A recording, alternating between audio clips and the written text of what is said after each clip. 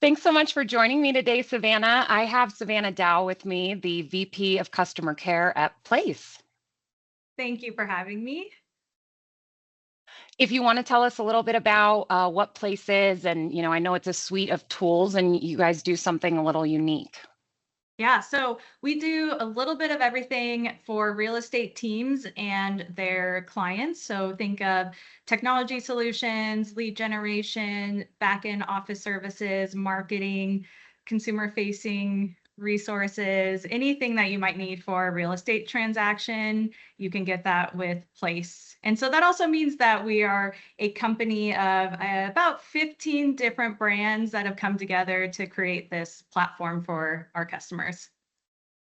Yeah, and that makes you so interesting because you have to juggle multiple different needs, multiple different business structures and purposes and different security levels.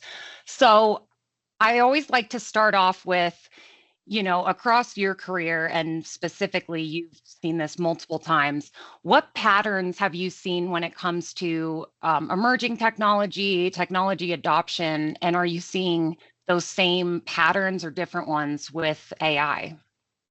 Yeah, that's a great question. I think that with AI and just technology adoption in general, it's easy to fall into a trap of getting really excited about the buzz of what something can do for you and the magic wand, but then not really thinking about the foundation that you need to be able to implement that technology first, and if it's really going to solve the problem or if it's just a cool thing to add on or someone gave you a really good sales pitch. So I think that you can definitely fall into that trap with AI, but I think there's the differences that I've seen is that AI is not just a tool, that we have people in our world that are tinkering around with it in their own personal lives, and they're really excited about it. And so you can actually kind of have this built-in enthusiasm around AI that you normally might not have for another technology solution. And then it's not just a tool for us in our company. Like, we're thinking about the AI technology shift and transformation as a cultural change, as a value change for us. Any decision that we're making in processes in our product, we're thinking about it through the lens of AI.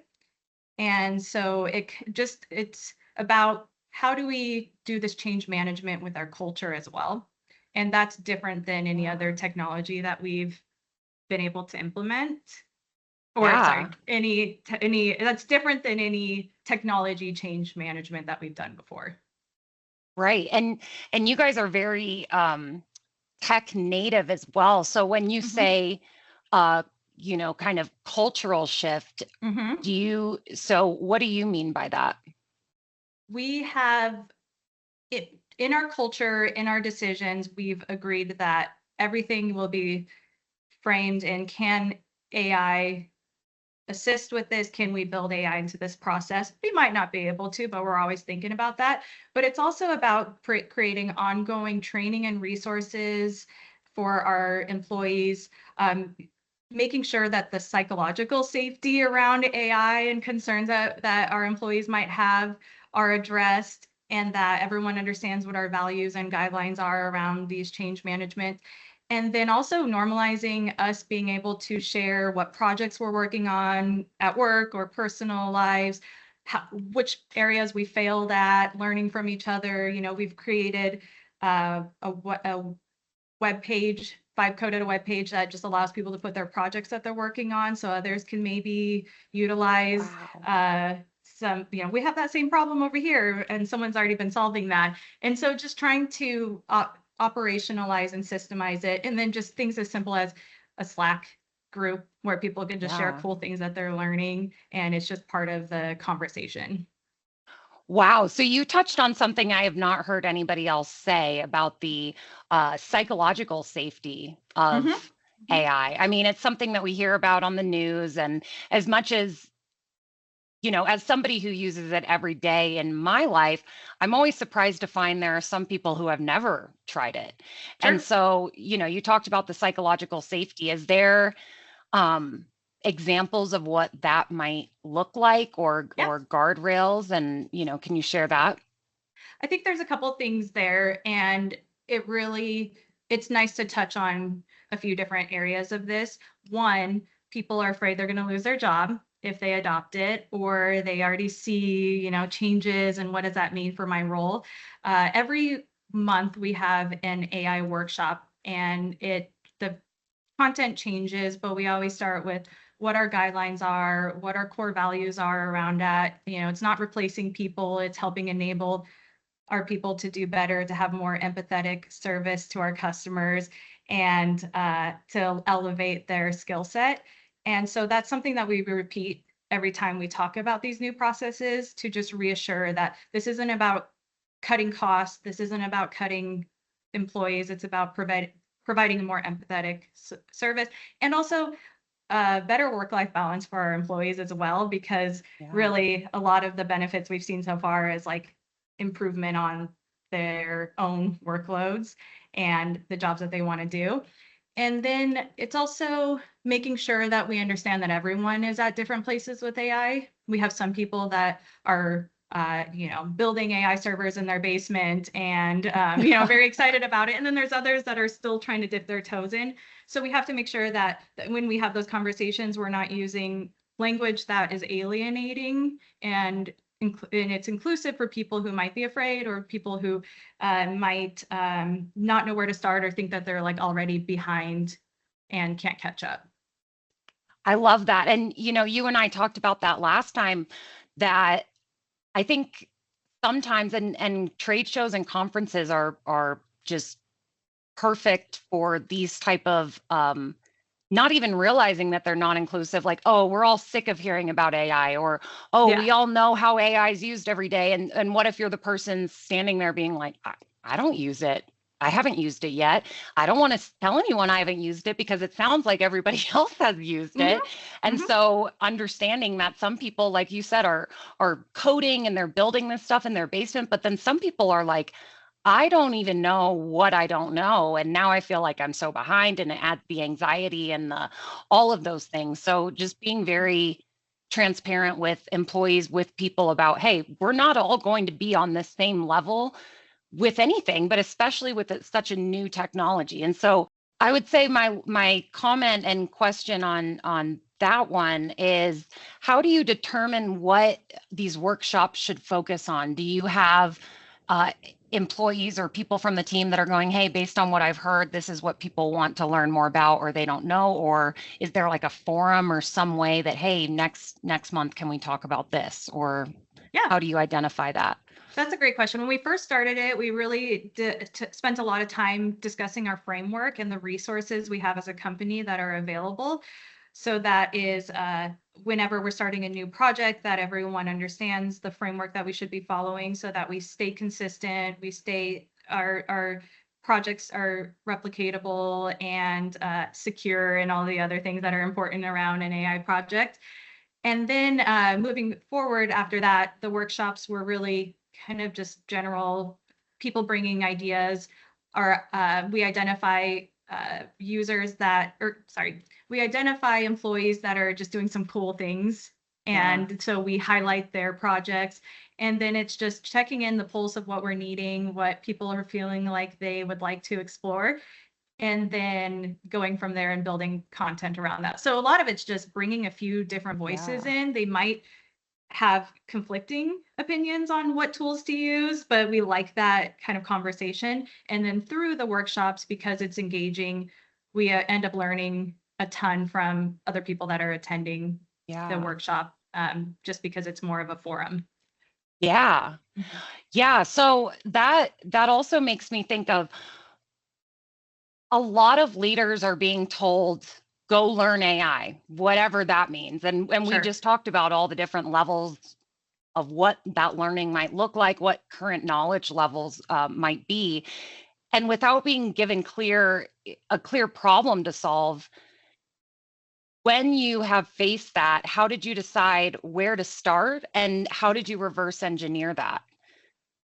We were basically just told by our investing partners at Goldman Sachs to learn about AI a couple of years ago. They said, send people to this conference and they just need to learn about this. This is going to be a big thing, and start implementing it now. So we're like, okay. So we went and we learned what others were doing at that time. And there was still a lot of hypothetical conversations around AI, even just 2 years ago. And so coming back, we just sat down and looked at where our biggest customer pain points were. And we knew that our support intake and volume just was causing a lot of friction with our customers. And we also identified that as the starting point because that team, just the nature of that technical support team, they would be able to test things quickly, break them, give us good feedback, and help us to scale that product to make it that launch faster than if we were to implement it, with our accounting team. And so we started there. And so we started in a customer-facing application. I think if I were to know what I know now, I probably wouldn't have started customer facing because I think we jeopardized a little bit of the experience because we were testing things and the technology wasn't where it is now. I think there's probably less of a risk now with that if you were to implement it customer facing first, but there's value in starting with backend operations and helping to provide small wins with your team in their day-to-days. If you start small and they start to see, wow, this is pretty cool, like I don't have to do that thing anymore, and you'll be able to get more buy-in, and then that momentum grows. And so moving forward, that's where we start whenever we're working with a new company and looking through what their pain points are. We ask them, what are the things that you just like don't like doing in your job? Like, answer this question, like, it sucks that I have to do this. And then we roadmap what their AI and workflow strategy will be. And a lot of the times it's like, what are the low-hanging fruit? Because then they get excited. They don't feel like they're waiting. They shared all of their pain points, and then they have to wait 3 months for something to start to actually better their day-to-day. We give them those small ones first.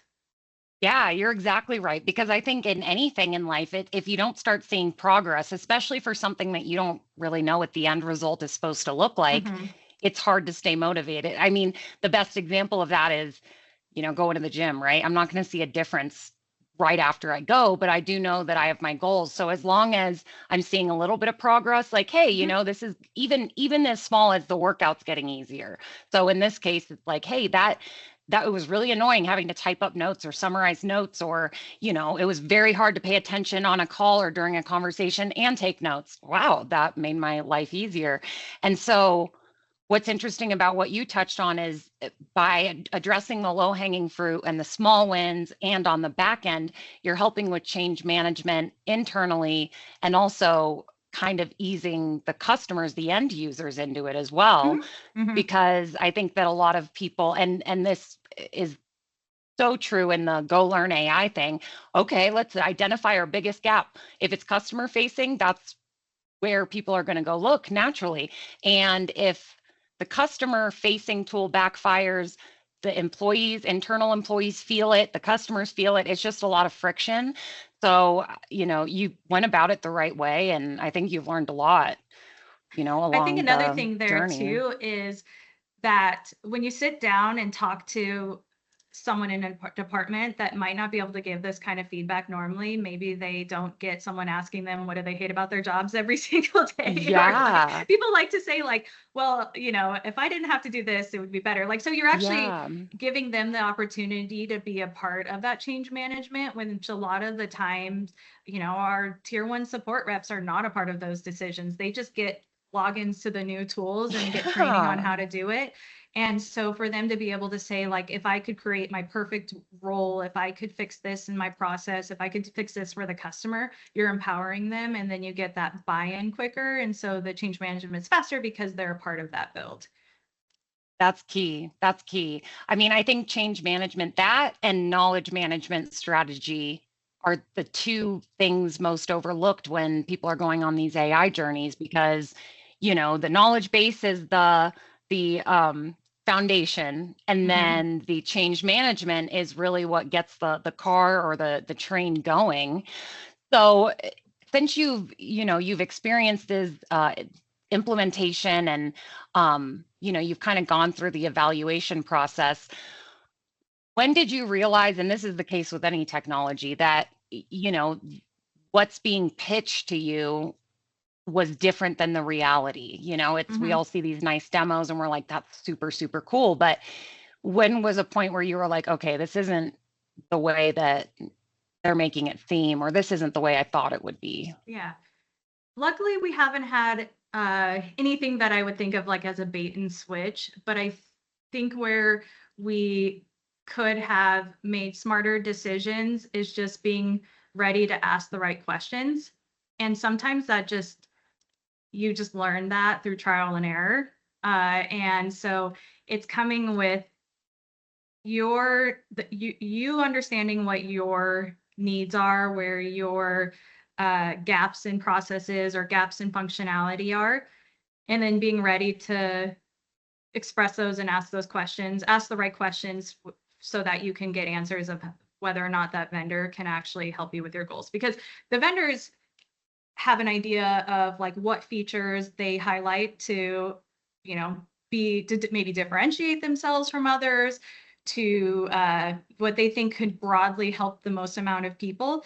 But you don't know, as someone exploring those vendors, if your situation is similar to other customers that they have. So I think asking, what is like a general profile of your customers, like what size customers or data do you usually or like is it like what size customer base, like company size or data size, do you usually service? Because we might be a little bit smaller than you would normally service, or vice versa, and that could impact how the functionality works. And then also making sure, like, if they're not asking the right questions, that you come prepared. I think also being willing to hear the whole deck, because there's been so many times where I feel like I've gone into a demo knowing like this is what they do and they can help me with this one problem, but then I realize that they have a whole nother toolkit that can maybe help with a different department, or cross promote or cross can help with a different department, or just help us with another need that we had no intention of doing it. And that kind of makes that decision a little bit easier, because it can be really confusing. Websites, like just understanding what their toolkits are can sometimes blur together. Yeah. And I think that's good for vendors even to know going into it that, brands and people might have an idea about whatever it is that they market the best, or they market the loudest, or maybe someone just did a Google search, quality assurance tools, and a vendor popped up, but they didn't see the whole tool suite. So it's something for them to think about, of how can we present to prevent the mistake of, oh crap, I wish we would have brought up these other tool suites sooner, knowing that XYZ could have used all of them. You had said earlier, if I could go back and do it over, what question or insight or thought would you ask during the vetting process that you did not ask then? Yeah, the questions that I've started to ask now are, what types of industries are your customers in?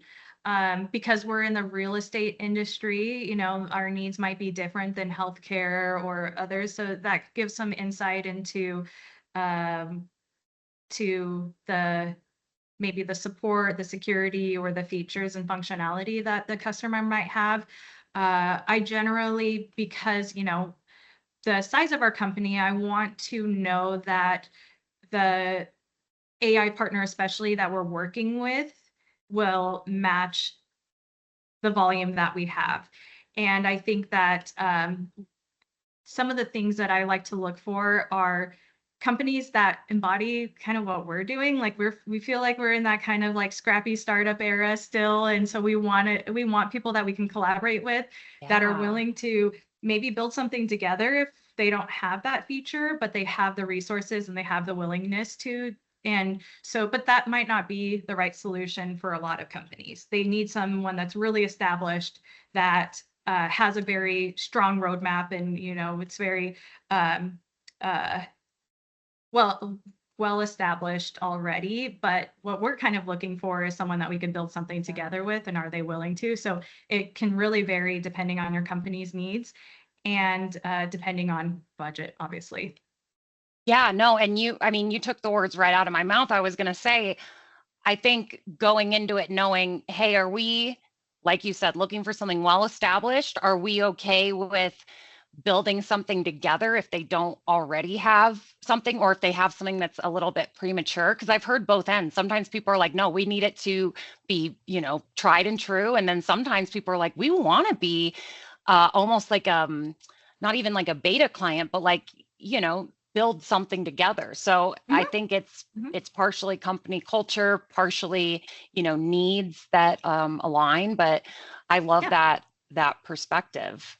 And with the right partner, they are often willing to make special accommodations if you help them build Yeah. new use cases for their customers in the future. So those are some areas that we've really won with smaller vendors. Is we've never completed this, or we've never had this use case before, and that really excites us. So we're going to give this part to you, maybe at low cost or free, so that we can build Yeah. this together, because it's going to help us in the future.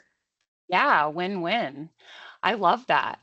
Um, And so that also brings me to, you and I, we talked about sometimes when you think something might be an AI project, you find out it was really just a workflow thing or something else. So, how much, in your opinion, how much of AI success is really AI versus fixing broken Mhm. processes or messy data? And then how can you Yeah. tell the difference?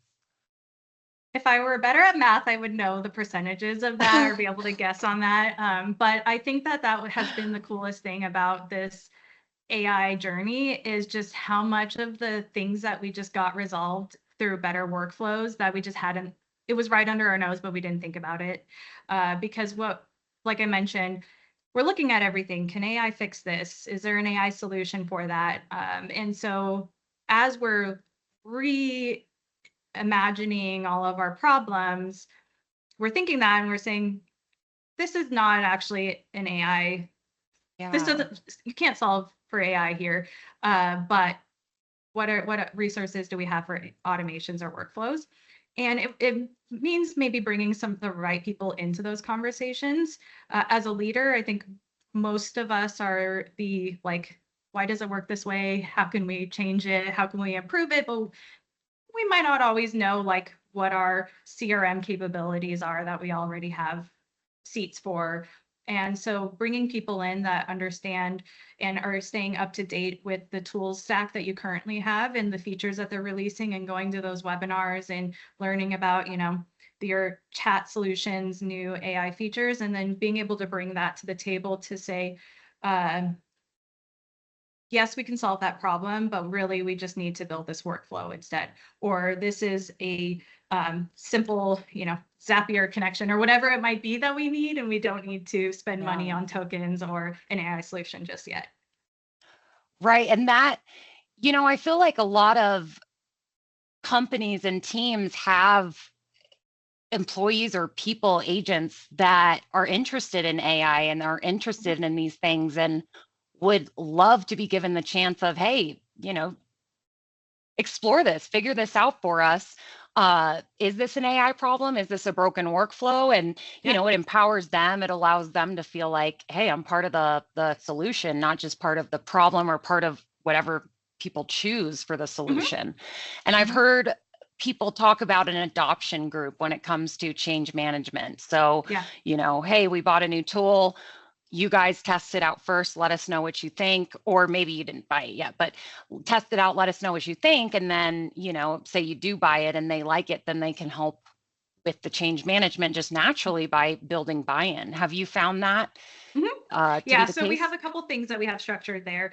We have a center of excellence around AI. So they are the main purpose of this group is to make sure that we're, creating valuable content internally, that we're helping to moderate and push forward projects, not be the blockers, but just make sure that we're connecting the dots. If we hear one department working on a project and another one working on the same problem, making sure that they meet and talk and work on a solution together, or not trying to duplicate any work. And then we've also appointed from those Center of Excellence small committee champions across all of our different business units and departments. And so if you are your department wants to find a solution for using AI, you will have, usually someone in your leadership as the person, as a stakeholder overseeing the project, but then we also have the champions who are really moving the project forward and who are going to own it once it gets deployed so that you can continue to modify it and adjust as needed. And so those champions don't have to be in technical roles. They just have to be excited about it. That's the cool thing about AI is it's kind of a level playing field for across it. So I think that I hear a lot of people like, I don't have anyone in my department that does a technical role, but they just have to be excited about it and want to learn and want to push it forward. So that allows us to scale that growth instead of just having one Center of Excellence group that just goes and has to meet with every single department. That will take years for us to do that. So we have to be able to scale it. So that's one area that we do that. And like I mentioned, if you just start from the ground up, you get a lot of people raising the hands and wanting to test things out. And they just need to have that framework so they know what to do for approvals, for tools, what tools we already have in place, security measures to keep in mind. And then we try not to be blockers, but also most of our companies are not, there's not a lot of red tape. We do have a mortgage company that's a little bit harder to have that kind of environment in. And so I know that not every company has that culture that we do. So I feel very lucky on that. But I think that there's probably some version of that can be explored with the right parameters. Absolutely. And it even goes into career growth and development because maybe people that, like you said, are not technical are exposed to something. They're like, this is super cool.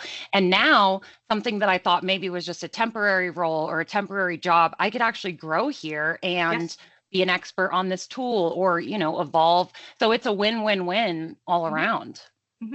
Yeah, I love that. And that's definitely how we're thinking about that too. And then there's another way that this aids in that personal development is that it unlocks the ability to upskill your employees.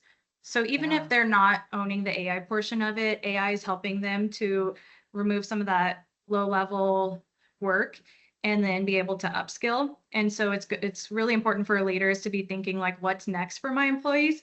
Because, we may not have tier 1 anymore. It may just be tier 2 and tier 3. And what does that look like for opportunity growth and bringing people in a lot faster, onboarding them quicker? How does that impact the trajectory of every person's role and like what roles are you missing? Yeah, that's a really great point because I think a lot of people see it as like this doom cloud of, oh my gosh, it's going to replace tier 1. And what happens when, you grow and evolve the way that the world has over time. And so being proactive about it and being like, hey, even if tier 1 isn't around, 2, 3, 5, however many years, those people that were in tier 1 are now in tier 2, or they're team leads, or they've, advanced their career in all these different ways. So I love the way you're looking at it. It's very proactive, very hands-on, and, let's take what we have and do what we can do with it and just kind of see where it goes. And you need transparency there because if you're thinking that, but you're not communicating with that team, that's where the fear comes in. Yeah. Like it's nice to be transparent and say, these are our goals. Let's help get there together. Yeah. Yeah. So then agents and teams can mentally prepare for, okay, I'm getting the opportunity to learn and grow and be promoted and have these different skill sets versus being like, am I going to be forced to either go to tier 2 or leave? And so, yeah, transparency is key in a time of extreme change like this. I've also been hearing a lot of conversations that it does make, we talk about AI making people's lives easier because it helps with the workload life balance or workload, but then there's also the flip side of that where a lot of people's jobs get more technical or harder because the easy stuff is off their plate, the easy phone calls or the easy chats. Yeah.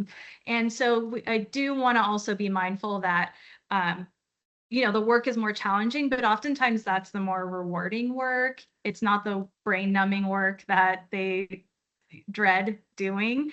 Yeah. And so I think it's just all about how you frame it, but being mindful that you have to rethink your SLAs, you have to rethink service in general, if that is the new norm, the more difficult, longer calls, for example.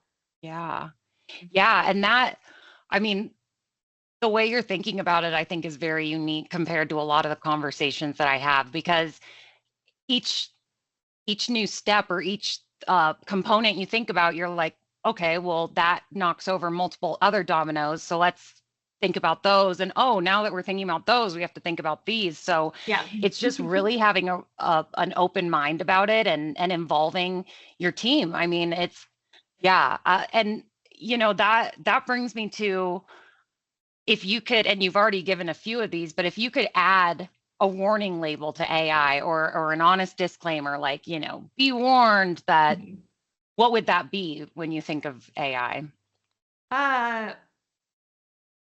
Don't get too comfortable with it. I think you constantly have to be exploring like if you purchase a vendor solution, an AI solution, you got to stay on top of that month to month, even because it's changing so fast. And if you're noticing that your AI solution is not also growing, that could be a warning sign because Yeah. because of how fast everything's evolving. If that company isn't evolving, you might want to look at other solutions. I think that's why it's important. Like whenever we've in our recent negotiations, we've learned that we need to have a break clause. We need to have these parameters around proof of concept so that we know what we're getting into.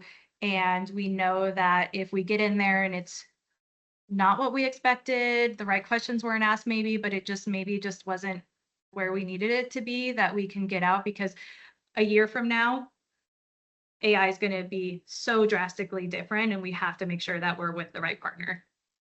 Yeah, and that was the other thing that I wanted to bring up, because we touched on that I think a lot of times people don't know that they could ask or request or require, hey, I would like to try your tool, but I want to do a proof of concept. How are you gonna work with me to make that happen? And also, because it is such a new technology, having an exit clause or a break clause, I mean, of course, contracts are not going to naturally come with that, but from my experience, ask for that. I mean, require it, because in my opinion, if somebody is confident with their tool, with their technology, with their system, it's like, okay, cool. Yeah, for peace of mind, let's have an exit clause. But we know based on our roadmap that we're going to be strong a year from now, 2 years from now. So that won't, come into play, but let's have it anyway. And I think that just adds an extra layer of security and comfort for the person who's purchasing. Yeah, they really, it's a mutually beneficial when you, I've found that it's mutually beneficial when you have at least that conversation with the vendor partner, because then you agree to doing your part in that first, 30, 60-day period to onboard. There's nothing worse than, I mean, we're in technology as well, a customer who pays upfront and then just doesn't do anything with it because they're not going to see the value of it. So it's beneficial for the vendor as well to know that we're invested, we're going to get going, we're going to try to get this proof of concept stood up and running as quickly as possible. And so, that's a way. We've had a lot of really great, we've had a lot of good luck with just having that conversation up front and sharing what we need. And we've had really understanding partners. And there's a lot of similar competitors out there. And so it's also an opportunity for them to stand out, I think, amongst the crowd, if they're willing to. And and definitely do your due diligence on interviewing a Yeah. lot of people, seeing how they react to that. Certain situations, it might not be feasible, but I think that there's a lot of companies that are starting to go in that direction. Yeah. And they will even tell you if, another competitor doesn't provide you a proof of concept, there's something going on there. Yeah. Yeah, I love that. I mean, you're absolutely right. And I think that it takes flexibility on both ends.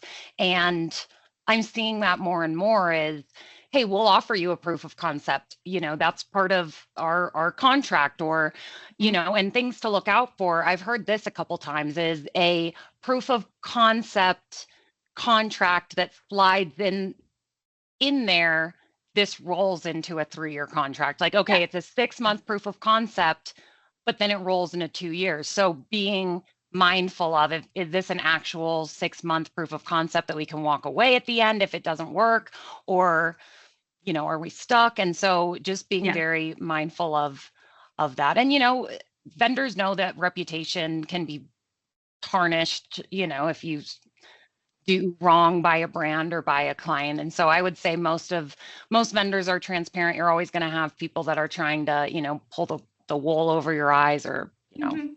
sweep it under the rug, whatever the saying you want to use is. But I mean, your experience is not too far off from what I'm seeing as well. And so I think that, if people take anything away from at least this part of the conversation is that vendors are flexible, vendor partners are flexible. And so, just ask for what you need and explore different options. And if it doesn't work, it doesn't work, but it doesn't hurt to ask. Mhm. And it depends too, that agreement obviously is a conversation. If there's a lot of onboarding and engineering help from our vendor partner involved in that proof of concept, it's more reasonable to maybe pay up front with that break clause. Is like, we have a year agreement, but after 2 months, if it doesn't work out, that's where we end the agreement, and you don't, Yeah. have to pay the rest of um, the annual fee. Or if it's pretty easy to stand up, then maybe that's a 30 days free while we test it out. And then Yeah. that annual contract starts 11 months after that. Or then there's 11 months after that. Yeah. Like, you make sure Yeah. that your proof of concept is also Yeah. included in that contract. And we probably will never sign a contract that's over a year when it comes to most technology solutions, but so my personal preference, especially around AI, just because, like I mentioned, how fast things are changing, how many new things are coming on the market, how many things are Yeah. dissolving. So that's just kind of where we're thinking about when we're making these agreements. Yeah. Yeah. I think the days of, legacy technology, the standard 3 to 5 year agreements are, at least with AI, that's just not realistic. I mean, the Mhm. way that any platform is today is going to be drastically different in 6 months, a year, Mhm. 2 years. So I think that that's great to keep in mind. And Savannah, what is really unique about you and what you're working on, you actually have experience with building a tool internally, right? Yeah. It's a new project I'm working on. So I'm a chair on a nonprofit board, and we have been approving grants via email, and I was like, there's got to be a better way to do this. So I Yeah. was just exploring vendor solutions for nonprofits. There's seemingly, like, good solutions out there, but Yeah. they all come at a cost. And so I started to think about maybe tinkering using Replit to build an app Yeah. for this purpose. And I'm like, it's a pretty the use case I have here is very specific, and I think I could start to build this out. And so with the help of some of my colleagues, giving me some Yeah. advice, I've been building that out. And it was just looking at the need that I have, competitors, the ROI, the costs, and just and honestly, just wanting to just try it out and having a project to learn more Yeah. about AI myself and not just be about the theoretical. So, Yeah. working on my vibe coding now. I love that. And it goes back to the point we made in the beginning about play around with it, test it out. You Mhm. don't know what you don't know. And it could open all these doors that could just be a learning lesson. You could make something really unique where you're like, hey, actually, other people could use this as well. Yeah, yeah. So I think it just, yeah, world of possibilities. And it's one more thing that adds to the ability to think of solutions more creatively. Sorry.